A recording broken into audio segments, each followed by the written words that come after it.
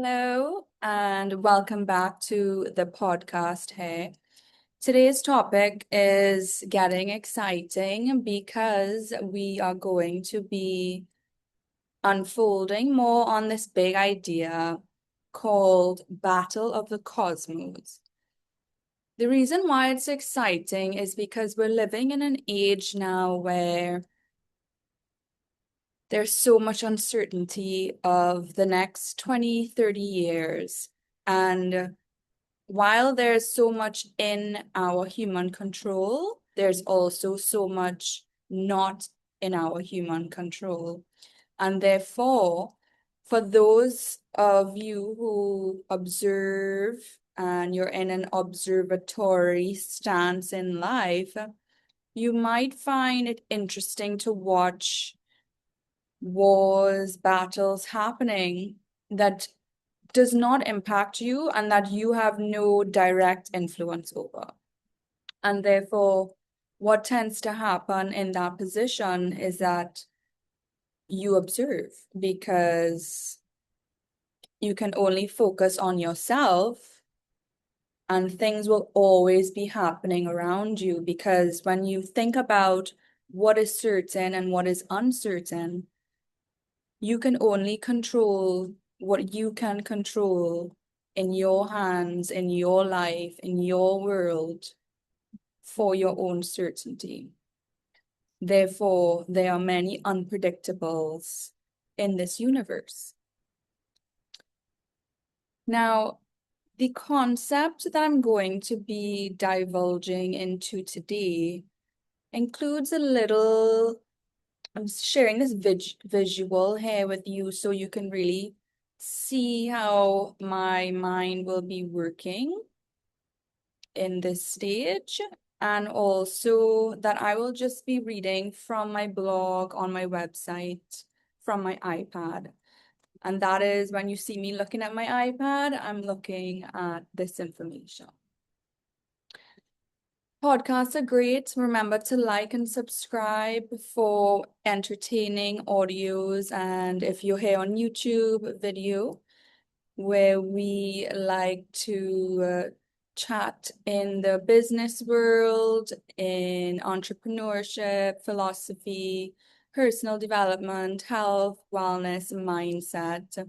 If that is your enjoyment, you are in the right place. I put together this environment for athletes, entrepreneurs, doctors, writers, wellness professionals, people into health, tech, AI, and the future development, some psychology too. So that is what you can expect while following along here with me. Okay, so in the arena of business, the race for the future. Business is another one of these cosmic arenas, and there are companies in the world that are also always competing for relevance, for market share, for innovation, for the newest technologies, for the best brands, exclusive deals. Yesterday's leaders can become tomorrow's forgotten names. Why? Why, you might ask? This is because success creates a certain type of comfort, and comfort creates stagnation. Stagnation can create decline. The greatest business people who own businesses understand this. And innovation is not a one-time life achievement. It is a thriving system. The future belongs to organizations that can understand customers deeply, understand where consumer behavior is being driven to for the next 5 to 10 years at a time, and prepare accordingly to evolve with the customers simultaneously. The future belongs to organizations who are using the best technologies and therefore advancing their sales and their businesses, whether that is in customer service or just sales. They are also developing their people, because when you hire your people will grow to have better customer service skills, to be able to service better your consumers, especially if you are growing into a luxury brand where consumers are demanding, and they do demand a privatized experience where if your consumer is asking you for a certain product and a referral of what they require for their problem, desire, want, need, X, Y, and Z, your staff must be trained to match your consumer with the product that they need or that they want. And therefore, everything moves quickly. Because if you're supplying an item and you have customers wanting to purchase items, the speed at which those products enter the customer hand to have a turnover matters. And therefore, you solve real problems. Now, artificial intelligence, automation, biotechnology, renewable energy, and advanced manufacturing are reshaping the business landscape. But technology alone will not determine the winners. The winners will be the companies that are combining technology with human understanding. Because behind every algorithm is a person. Behind every product is a problem being solved. And behind every company is a culture. The future belongs to businesses that can balance intelligence with humanity. The new cosmic competition, humans and technology. The next great chapter of history will be defined by a partnership between humans and technology. Artificial intelligence is not simply another tool. It represents a new era of capability. And a lot of these bots do need to be refined for better output. For example, having AI slop is really not ideal. And you will notice a difference between paid subscriptions and the free models in terms of the quality of work completed. And I feel like that's the point, because you want to separate the free version from the paid version to really understand the difference in quality of work. The question is not, will technology replace humans? The deeper question is, what will humans become when technology expands what you do, what we do, what humans do? Is technology making your life better? Is technology helping you to advance? Are you learning faster? Or is it not productive in your world? These are some of the questions you ought to consider thinking about. And the future might belong to those who can combine human creativity, artificial intelligence. Right? That's one combination. Human judgment from whatever ethical standard or moral code is required or not required, plus advanced data. Because when you have the right data, you're able to make a lot more precise decisions when it comes to directing your company to move forward. Without that key data, bottlenecks exist.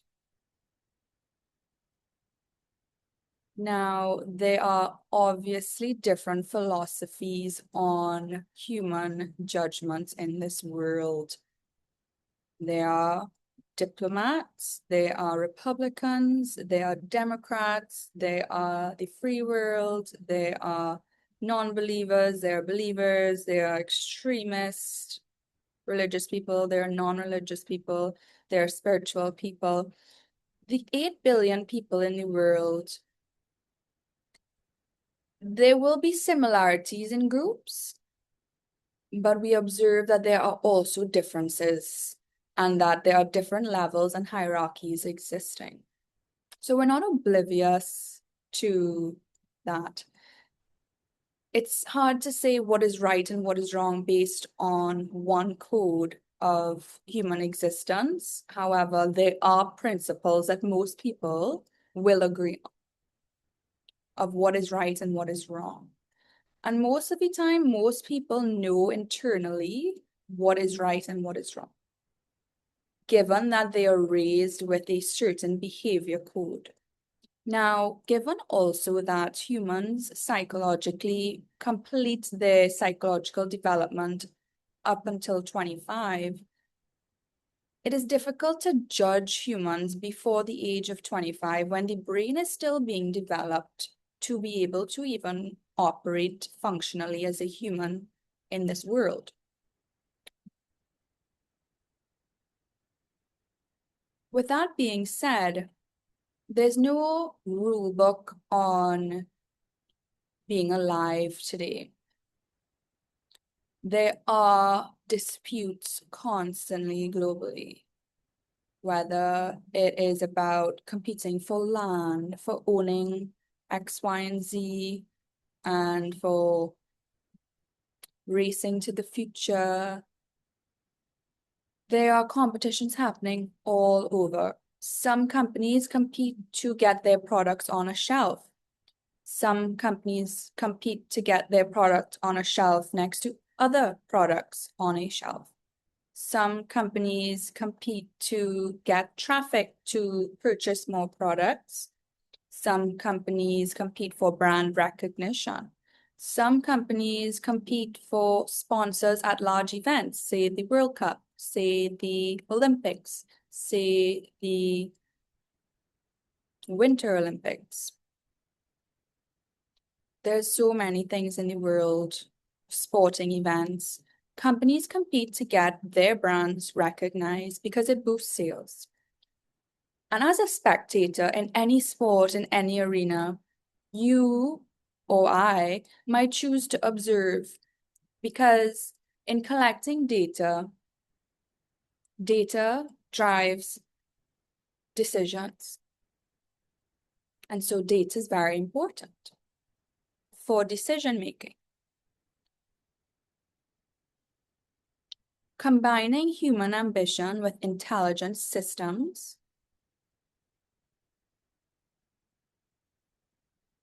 the technology can process a lot of information at rapid speeds that are faster than a human.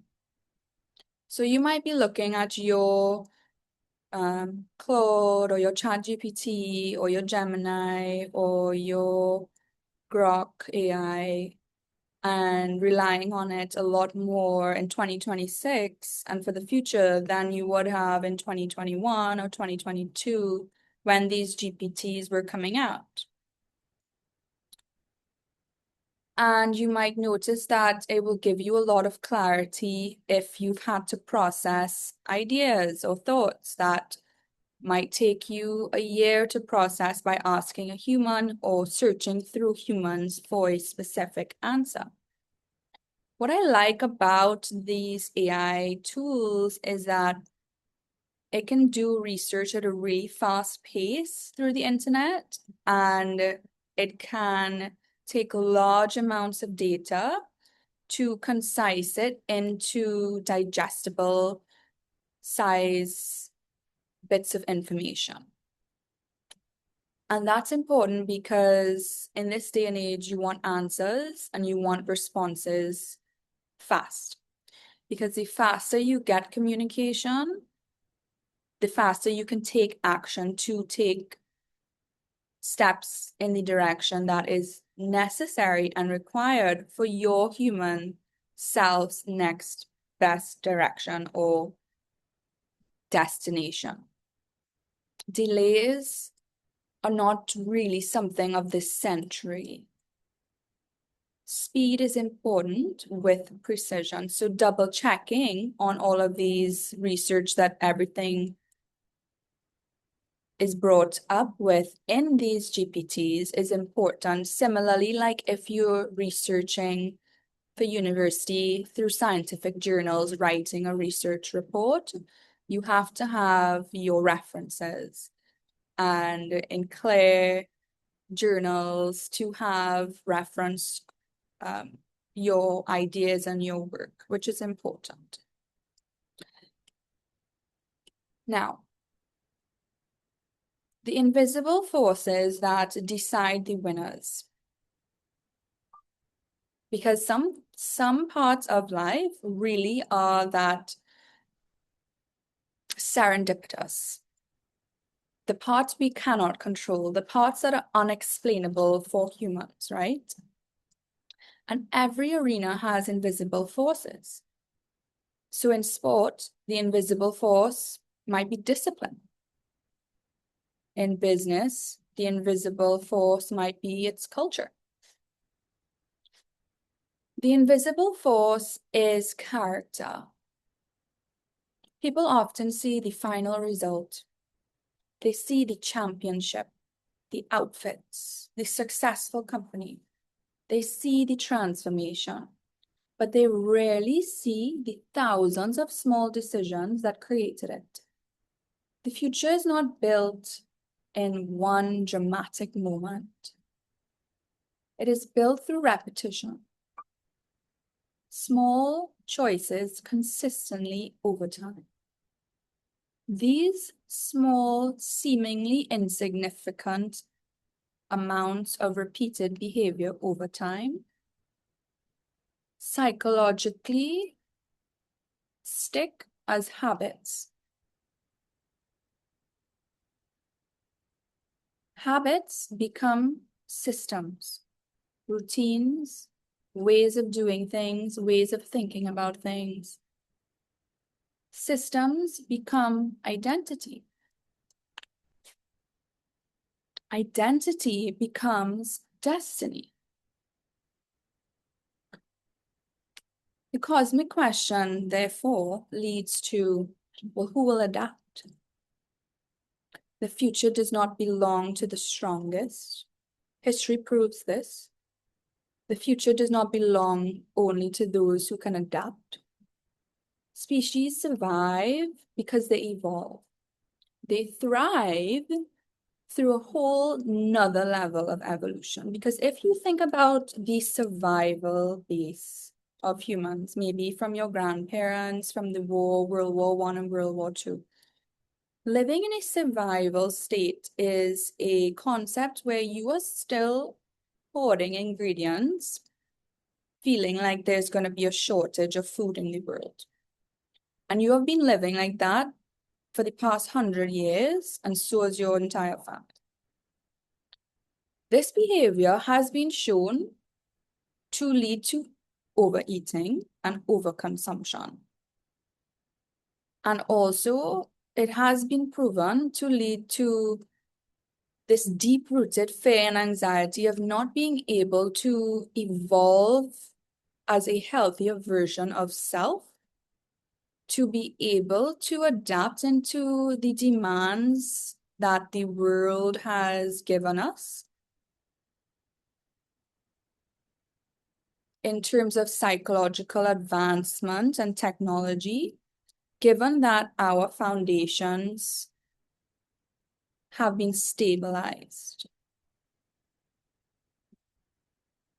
right? Many families in this world today have some sort of land ownership that has come down through generations. Even some of the poorest communities that you might not even think have this, they have it too. Therefore, demonstrating that the level of survival has been greatly balanced or stabilized in majority of the places of the world. It is easy to identify there are some places that still have their issues. However, in more developed societies, the next level of surviving, you might not have even ever thought to ask yourself, what does it look like if I'm actually thriving instead of just surviving? I might dare you to ask yourself, what does it look like when I'm thriving and not just surviving? How different would my mindset be? How different would my life be? How would I make different decisions? If you ask yourself some of those questions, when you look at your life, have you ever thought, what would it look like or feel like to really thrive?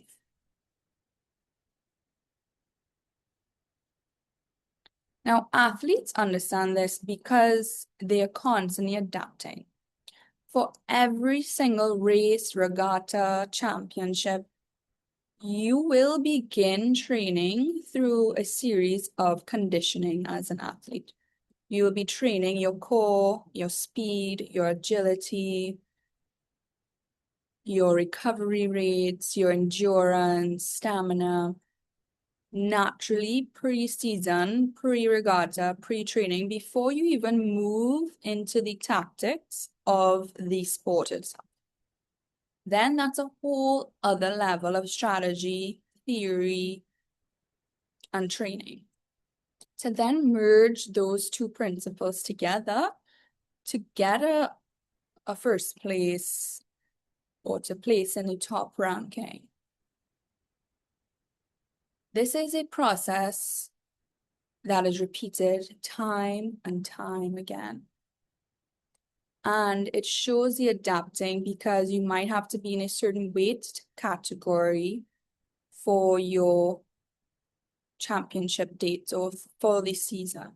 You might have to be in a physical shape, change of diet, for example.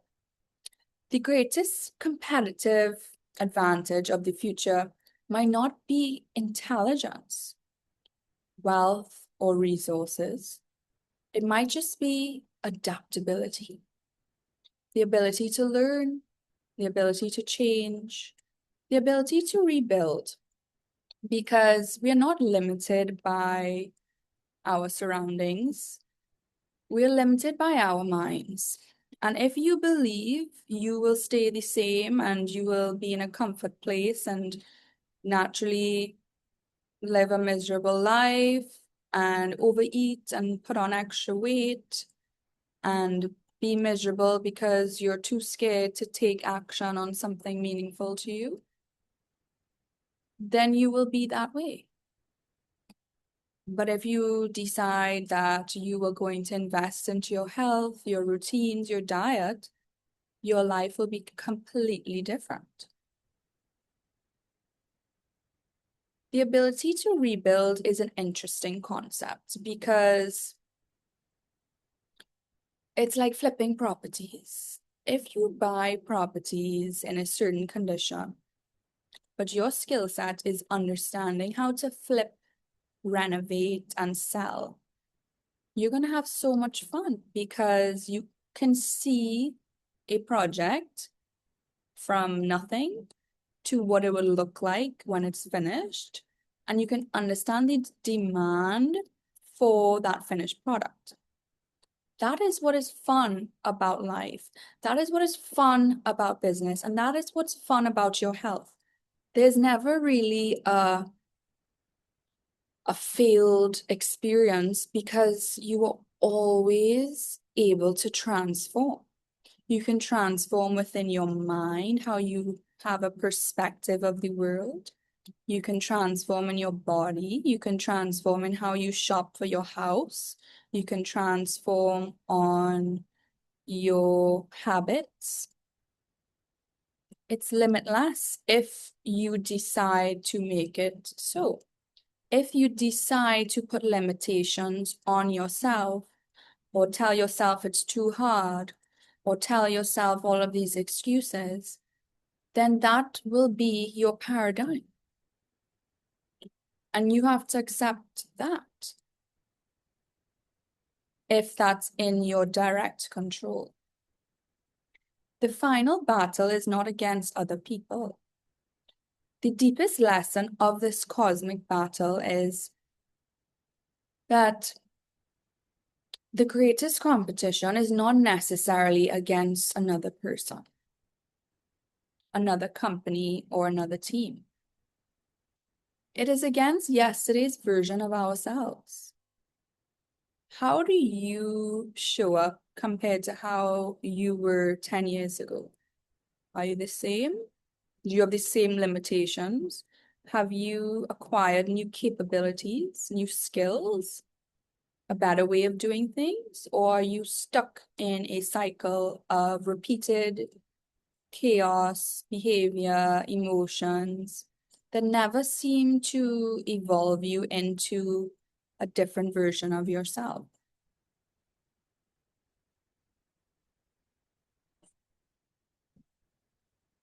This is where growth is one of those things where people get upset with me, and that's okay if I challenge you to grow. If I challenge you to want to be a better version of yourself, people think it's too much. It's too much accountability. I can't deal with it. I say, okay, we'll stay the same. I won't challenge you anymore just because I'm challenging myself, because I can understand what growth does for me that makes me love it. Even though it's hard work, I like the end result. And I understand a lot of people don't like that. And a lot of people want to stay exactly the way that they are and are very happy with themselves as they are. And that's fine. Because if that's what you want to feel, which is okay, it's that in 5, 10 years, if I just so happen to be evolving in a specific way, and you either stay the same, or you look a little scrappy, or your life is not very together because you chose comfort instead of growth, I'm not going to judge or criticize you for not wanting to push into your capabilities, that you wanted comfort. But I sure will not be criticized because I decided to take those forward steps. And once that's observable and that's okay, and you won't be upset with my continuous forward movement, which I have already promised myself, and you could continue to look at me as an evolving person that has nothing to do with you, and that doesn't upset you because you chose to stay the same, or to not take better care of yourself, or to not invest into your health or your wellness or X, Y, and Z that might take you to your next level of potential, don't be upset with me. That's all I'm saying. The future is always approaching. The next 30 years will be the defining factors of what we learned from the previous 30 years, who is going with us, who is not going with us, and how that evolves. People would have stated clearly by now and shown all of their cards as to where they stand. through the trials of the last 5 to 10 years, each human has a deep-rooted sense of this is what I believe now today, this is how I stand, this is what I feel is good or bad, right or wrong, healthy or not healthy, energizing or not energizing, fun or not fun, boring or great, challenging in a good way or annoying, avoidable, unavoidable, negotiable, non-negotiable. Internally, people have more or less built that by now. I can't see that anybody's going to be changing in the next future ahead. But I will say as a coach that when people come to me with a very fixed sense of self, being resistant to change is natural and normal, especially if you don't understand how it's going to benefit you. Like if you can't see yourself, if nobody's ever challenged you to look at yourself as, okay, well, could you be any better? Are you doing things to the best of your ability?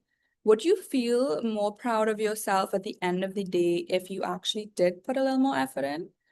Or are you comfortable with the amount of effort you're putting in that at the end of each day, yeah, you feel, wow, I put in my all there. I did my best. I made such an effort that I feel if that's not appreciated or accepted, at least I know I put my best foot forward. I don't have any regrets in any of my relationships, in my career. I do my best. Whether that's what you feel is good enough or not good enough or exceeds your expectations, I prefer to go above and beyond because it makes me feel good.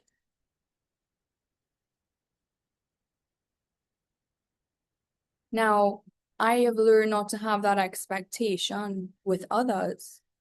And I do love hanging out with champions because champions get it, because they like to win. They like to win their specific goals, their training, their routines. Optimizing an athlete, it's an athlete thinks like, how good did I run yesterday in terms of time, in terms of distance, speed, recovery? And the next time an athlete runs, they think, how am I going to do this better? What do I need to improve? Can I go faster? How's my body feeling? How am I recovering? You know, some people are not trying to compete with you, but it is fun for athletes to always be improving because why not?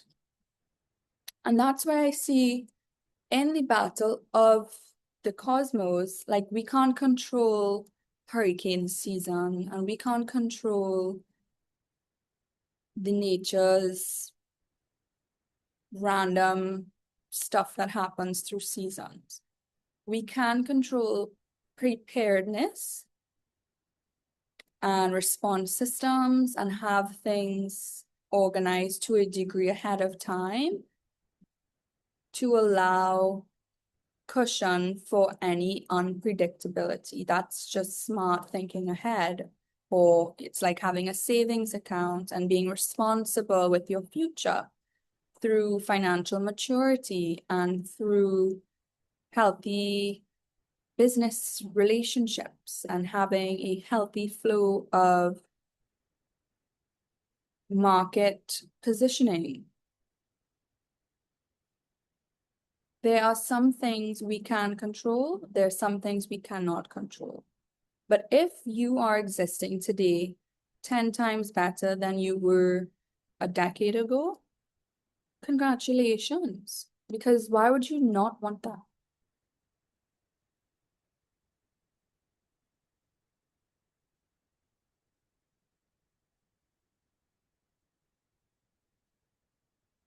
So future will always look you straight in the eye and allow you to ask yourself, are you going to stay the same?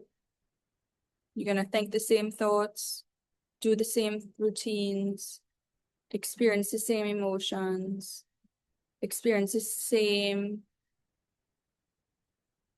life time and time again without any change and continue your life that way? Or are you going to decide to evolve?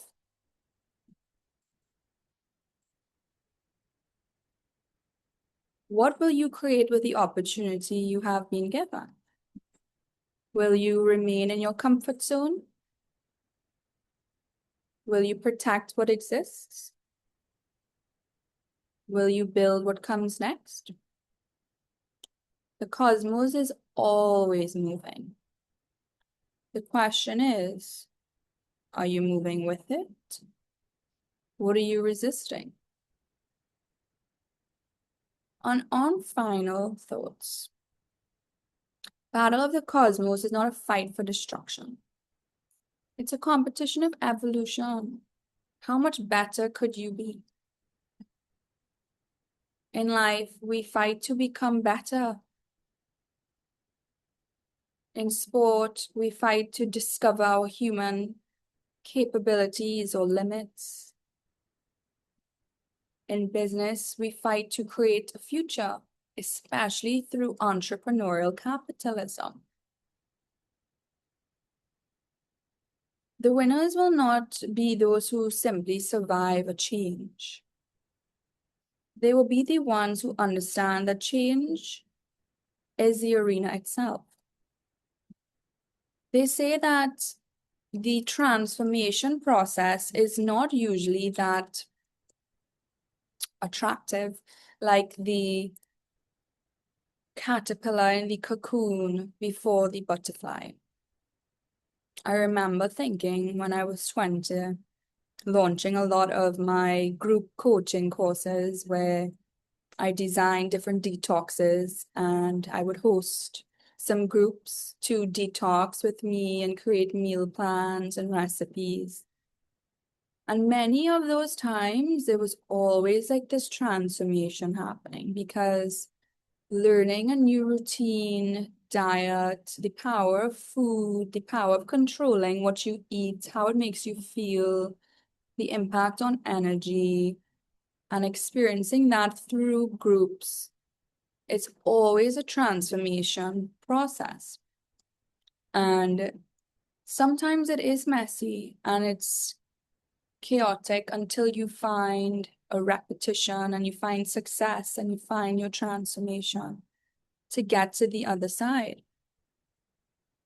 Now you could do a decade of transformation and you live with people, you understand humans, you understand that people are not always the cleanest, and there are messy humans, there are unhygienic humans, there are parasites all over the world. Doing parasite cleanses are important, and staying on top of health and nutrition is one of those things that you can control.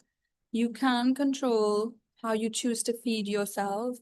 You can control what brands you purchase or don't purchase.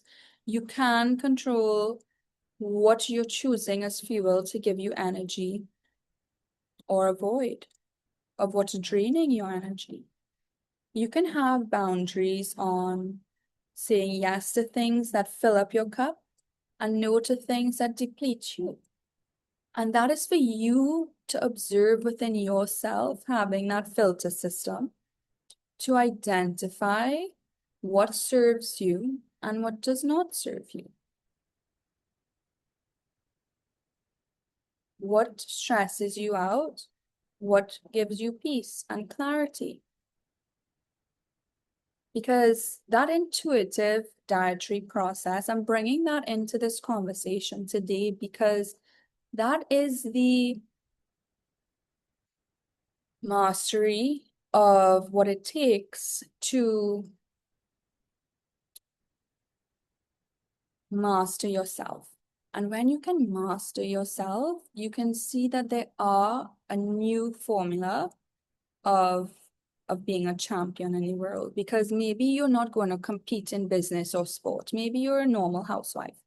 But as a normal housewife, you still want to be operating at your best, and you want to be having good energy because you're serving your family and doing your duties, and you're enjoying your home with your family, that you still want to look and feel your best through that evolution, because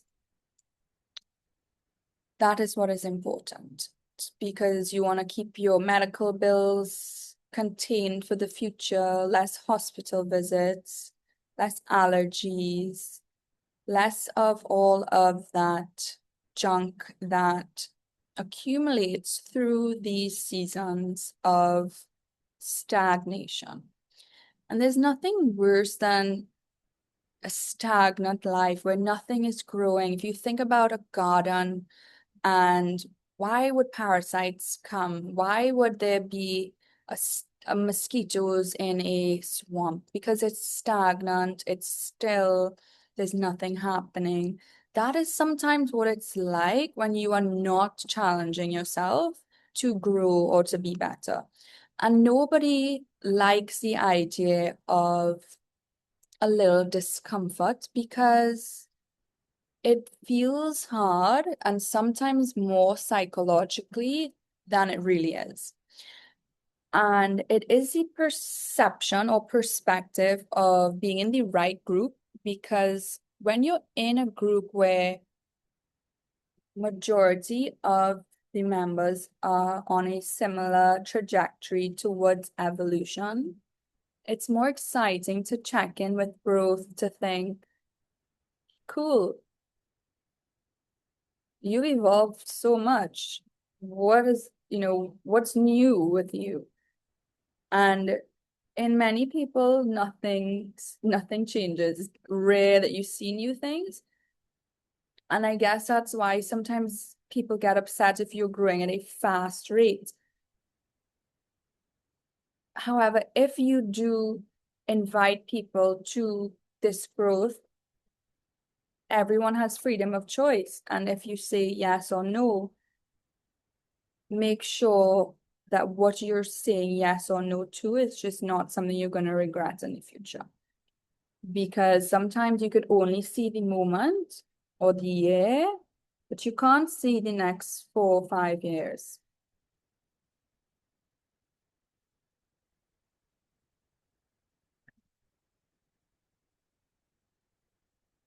When I studied health and sport nutrition, that was one of my most difficult modules at university, because it took a lot of exercise physiology.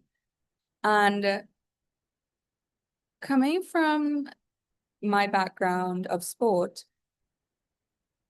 I was really good at all of the nutrition science stuff and the biochemistry, but the exercise physiology was something brand new to me. And I still learned it because I wanted to attain those skills.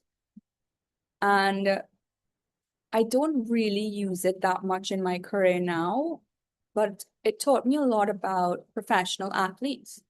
And I got to learn through getting access to some of the best research how these professional athletes train and monitor the performance through like the VO2 max and testing their best performances and putting on all of these machines through the oxygen. And don't quote me on all the terms, but I find it fascinating because I'm really good at the diet part of it. And I like working with sports scientists and physios as well, because the combination of diet and exercise through these measurable data is where you can make amazing decisions on transforming human bodies, restoring human bodies, and pushing humans to their max within safe boundaries. And I find that fascinating. And I do apply a lot of these concepts with myself.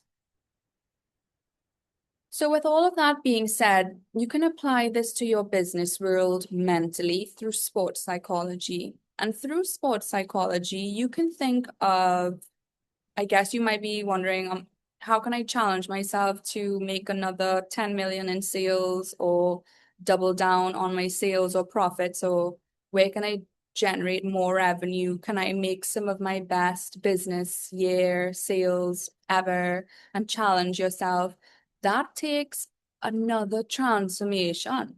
That takes another version of you that maybe you have not met yet.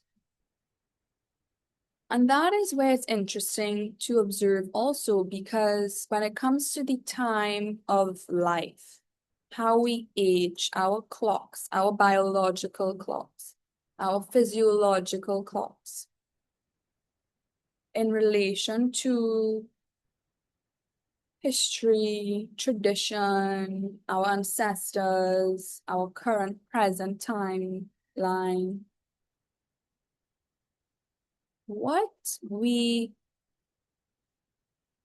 find that we could probably agree or disagree on is that all in all, the right fuel for your body is what is the most important information you need as a human to understand what works for you to perform in your career and what doesn't.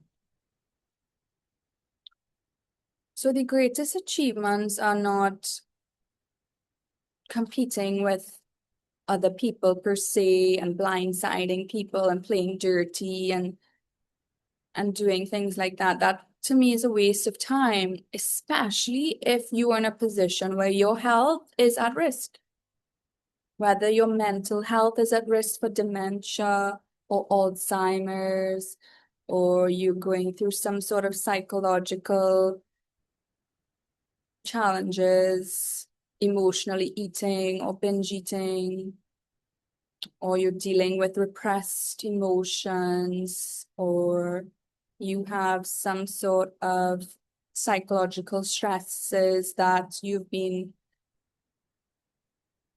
managing or dealing with for the past 5 to 10 years, whether it's underlying or you're grieving something, or you are constantly stressed about stuff you've lost in your life, and you're unable to take it to the next step or move forward or push past.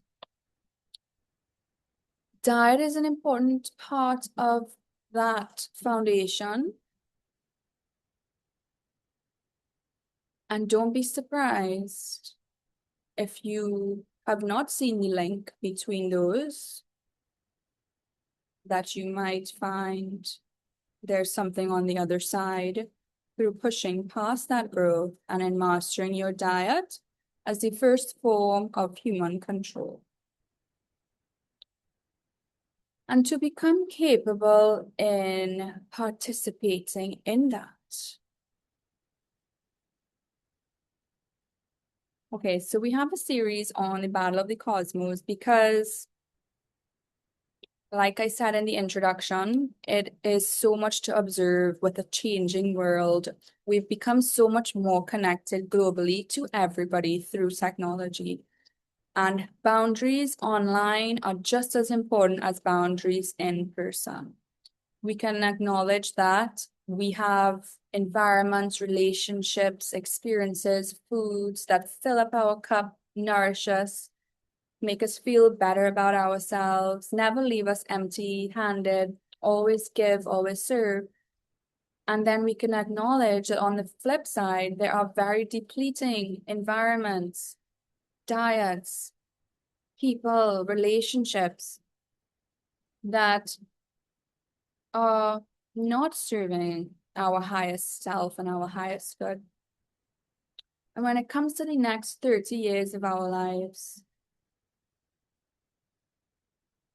identifying who are you partnering up with? Because this race is much more than just a simple little competition between you and another team. It's so much more than that. In the battle of the cosmos. Until next time, remember to like and subscribe. We will have more on this topic coming soon.